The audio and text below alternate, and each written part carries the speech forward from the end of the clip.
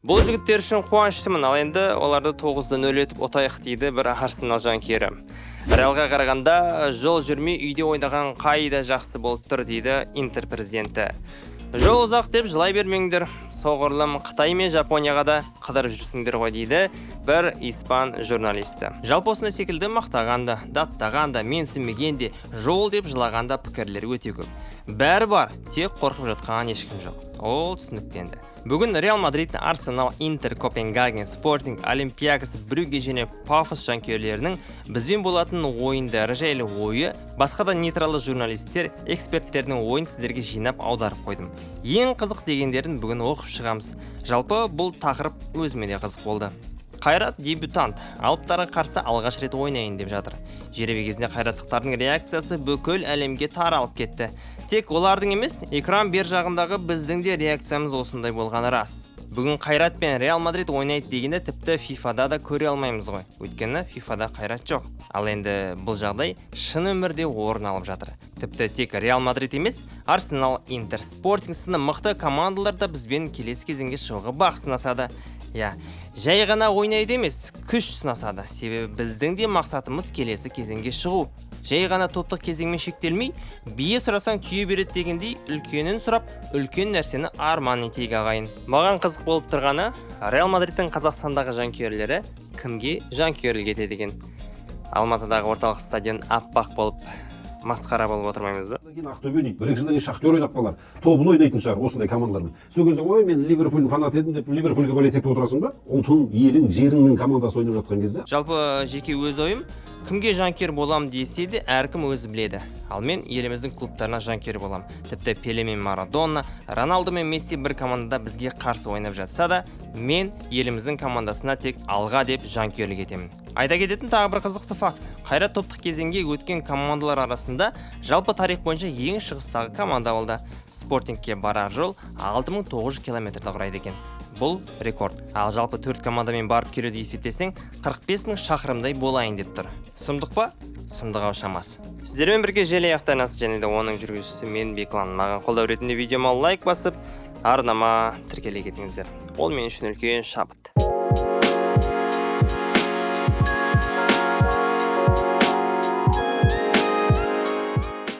Интернеттен тапқан пікірлер менде өте көп. Фейсбуктан, Инстаграмнан, баяғы Твиттер, қазіргі X, Reddit бар, ресми сайттар бар, ресми емес сайттар бар. Ішінде енді жақсы пікірлер де бар, жаман пікірлер де бар. Солардың барлығын сараптап сіздерге қазір ұсынатын боламын. Енді тым шеттен бастамай, осы өзіміздің бапкерден бастайық. Рафаэль Уразбахтин, Қайрат клубының бас бапкері. Реалмен ойнайтынымыз қуантады. Мұндай клубтың Қазақстанға жиі келе бермейтіні белгілі. Қарсылас ретінде мүмкіндігінше көбірек үлкен клубтарды қалаған еді. Ал қазір Реал Мадрид, Интер, Арсенал бар. Жеребе нәтижелеріне ризамыз. Брюгге, Спортинг, Олимпиакос, Пафос және Копенгаген топ командалар. Олар өз елдердің чемпионы атанған. Деңгейі өте жоғары. Олардың қасында біз шағын көрінетіміз түсінікті. Бірақ футболда бәрі мүмкін екенін ұмытпайық. Өз алаңымыз бен жанкүйерлер қолдауына үміт артамыз. Тағы да айтарым, оларға Еуропадан бізге жету ұзақ. Кедергі болатын одан да басқа факторлар көп. Алайда қарсылас футболшылардың деңгейі өте жоғары. Сондықтан жолдан мәселе туындайды деп ойламаймын. Біз соңына дейін күресіп, бар күшімізді саламыз, дейді бапкер. Қайрат ойыншысы Егор Сорокинше. Жеребе жақсы түсті. Фавориттер де ойнауға болатын командаларда бар. Реалда елге әкелетінімізге қуаныштымыз. Бүкіл Қазақстанды қуантамыз. Соңына дейін күресіп, нәтижеге қол жеткіземіз деп үн қатты. Ал енді Интер, Арсенал, Реал жанкүйерлеріне келмей тұрып, нейтралды шетел журналистерін тыңдайық. Испандық журналист Хорхе Пачеко. Бодио Глимт, Қайрат және Пафостың дебюті Чемпиондар лигасының картасын өзгеше қылып, оның ауқымын Еуропаның солтүстігіне, шығысына және оңтүстігіне дейін кеңейтті. Бодио Глимт пен алматылық Қайратты 6000 шақырымнан астам жол бөліп тұрған ескерсек, бұл жетістіктер турнирдің құрлық картасындағы мүмкін шектердің бәріне дерлік жеткенін көрсетеді. Испандық журналист Диего Санчес. Бұл клуб үшін Чемпиондар лигасындағы алғашқы маусым болмақ. Алайда Қайрат Қазақстан футболының жаңа тарихындағы ең беделді ұжым. Дегенмен елдің жаңа астанасынан келген қарсыласы Астана бұл межені ертерек, яғни 2015-2016 жылғы маусымында бағындырған. Алматы қаласы әлде айтарлықтай кеңестік мұраны сақтап отыр, ал орыс тілі ресми тілмен қатар қолданылады. Тянь-Шань жотасының баурайында орналасқан Алматыны әсерлі таулар қоршап тұр, әрі ол күрт ауысатын ауа райымен белгілі. Қытай шекарасынан бар жоғы 300 шақырым жерде орналасқан Алматы Чемпиондар Лигасының тарихындағы ең шығыстағы қала мәртебесіне ие. Ал енді Реал Мадрид пен Қайрат арасында болатын ойын туралы ресми лауазымдағы қызметті кісілерден бастап қарапайым жанкүйерлер не деп жатыр? Эмилио Бутрагеньо, Реал Мадридтің институциялдық байланыстар жөніндегі директоры, бұрын клубтың аңыз шабуылшысы болған. Біз бұл командамен бұрын ойнаған жоқпыз. Жол өте алыс. Бұл біздің тығыз әрі ауыр кестемізде ескерілетін тағы бір фактор. Мұны қабылдап, матчқа мұқият дайындалуымыз керек. Барлық ойын маңызды болады. Әр қарсылас бізге қарсы шығарда ерекше ынтамен шығады.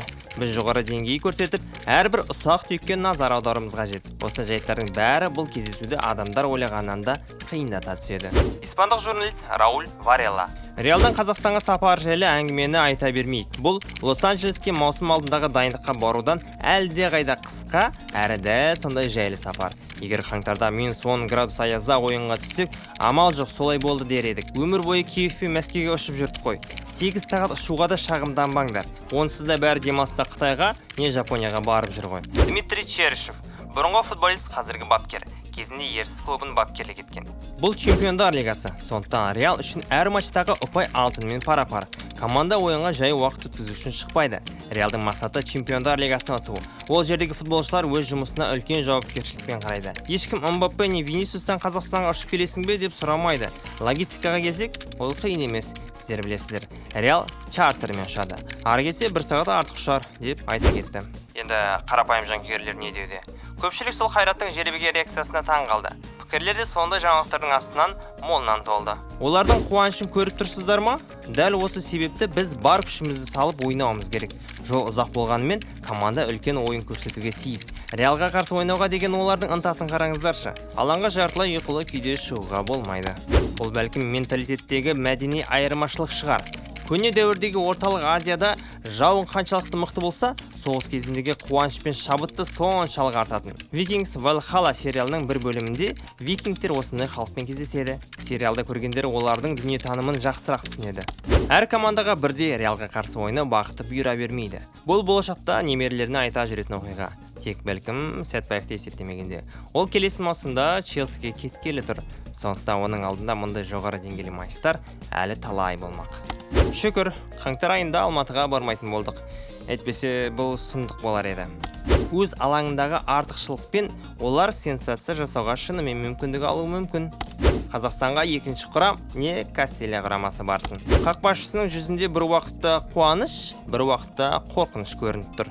Олардың Чемпиондар Лигасындағы алғашқы қадамы. Келесі мүмкіндік қашан болатын тіпті болама ешкім білмейді. Сондықтан тарихи клубтарға қарсы аңыз стадиондарда ойнау бұл сәттерді есте қаларлық етеді. Олар УЕФАда не істеп жүр өзі? Олар бірнеше жыл бұрын Шерифтің бізді қамауға алғанын көрді және футболда кез келген нәрсе болуы мүмкін екенін жақсы біледі. Дегенмен бұл тамаша жағдай. Бұл олар үшін ұмытылмас түн болмақ және өз алаңында Реалға қарсы ойынды өмір бойы естерінде сақтайды.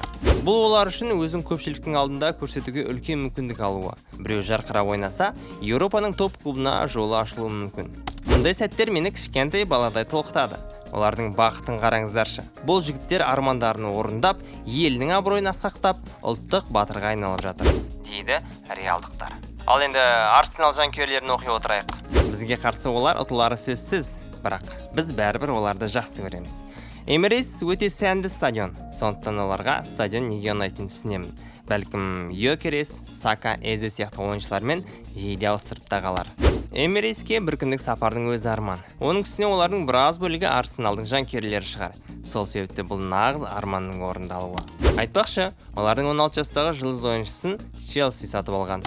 Маған бұл жаңалық қатты ұнап тұр. Бүкіл турнир бойынша оларға сәттілік тілеймін. Әрине, бізге қарсы матчтардан басқа үйде болғанда да жеңілетін еді. Бірақ қазір олар Лондонға келіп, Эмирейтсте өнер көрсетеді. Ешқайда бармай жетіп ұтылғаннан гөрі осы жақсы емес пе? Шынымды айтсам, оларды сәл аяп тұрмын. Жеңілістің көкесін көрейін деп тұр. Реал, Интер және Арсенал бұл нағыз ауыр сынақтар тізбегі. керемет. Бұл төменгі лигадағы клубтың Англия премьер-лигасындағы грантпен түскен жеребесін еске салады. Ойыншылар үшін бұл нағыз қуаныш. Қалған барлық командаларға қарсы жақсы ойын көрсетеді деп сенемін. Міне, футболдың шынайы сұлулығы осында. Ол трофейлерде де, ақшада да емес, бүкіл әлемдегі миллиардтаған адамға сыйлайтын ұмытылмас сәттерінде. Бұл жігіттер үшін қуаныштымын, ал енді оларды 9-0 есебімен ойсырата жеңетін сәтті күтіп жүрмін.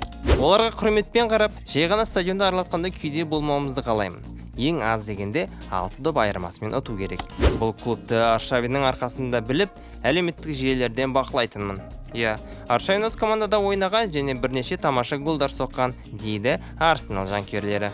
Ал Интерді ше? Алдымен клуб президенті Джузеппе Мароттаның сөзін тыңдайық. Біз қайратпен өз алаңымызда ойнайтынымызға өте қуаныштымыз. 7 сағаттық сапар оңай шаруа емес. Реалдың ол жаққа баратынын көрдім. Сондықтан оларды Сан-Сирода қабылдаған әлде қайда жақсы болып тұр, деп пікірін айта кетті. Жанкүйерлерше, мен әрдайым Сан-Сирода ойнау керемет деп айтамын. Сол себепті олардың біздің стадионда ойнайтынына қуанып тұрғаны жақсы түсінемін. Елестетші, сен кәсіби деңгейде ойнайтын жап-жақсы ойыншысың, бірақ супер жұлдыз емессің.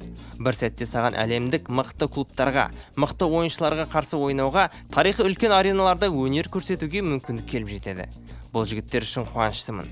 20 жылдан кейін спорттан кеткенде, олар Сан-Сирода ойнап, Лаутароға қарсы шыққан мақтанышпен айтып отыратын болады. 4-ші себеттегі командалармен болатын матчтар мүлде қызықсыз. Мен Галатасарай, Копенгаген, Монако сияқты кем дегенде біршама тарихы бар клубтарды көргім келіп еді. Беймәлім бельгиялықтар мен қазақстандықтарды емес. Олар барлығына ұтылып қалу мүмкін екенін біледі. Олар жай ғана тарихи команда мен тарихи стадионда ойнау мүмкіндігінен ләззат алайын деп жатыр, деп үн қатты. Брюгге мен Олимпиакос бізге қыста келеді. Олардың шағымы сол суық кезге түскені.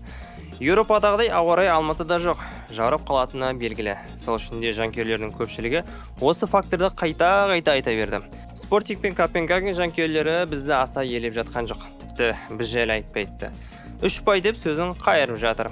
Ал бізбен деңгейлес команда Пафос біз жайлы тіпті ойлап та жатқан жоқ. Оғанда сол үлкен Бавария, Ювентус, Челси секілді алып командалар түскені қызық болып тұр. Уақыт жақындағанда тағы да жақсы контент табармыз. Жалпы бүгінгі видео осы. Видео ұнаса лайк басып, арнама тіркеле кетіңіздер. Сіздермен бірге Желаяқ Арнасы.